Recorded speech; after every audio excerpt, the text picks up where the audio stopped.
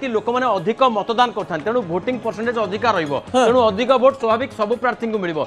भीतर भी गैप अधिक बढ़ी बर्तमान जहाँ ब्रेकिंग आसूची बर्तमान भोट 2,12,000 चेष्टा करी उपनिर्वाचन प्रभाव की जितेबाला 58% भारतीय जनता पार्टी पाउची एवं सरकारी दल रे थिबारु टिके इजी हे जाउची कि विक्रम निश्चित भाव में देखो जतबे उपनिर्वाचन हुए से भोटिंग परसेंटेज अधिक रहिबो तेणु सो मोट भोट परसेंटेज माने भोट जो पड़ीबा एटा अधिक हबो ता भितर सरकारी दल को अधिक इतपई जीवो जे कैंपेन रहिची माइक्रो मैनेजमेंट रहिची जो ग्राउंड रे कर्मी माने जगीबा नेता माने जगीबा घर घर बुलीबा आपण देखछन जे प्रत्येक नेता एवं प्रत्येक मंत्री को आपण प्राय 9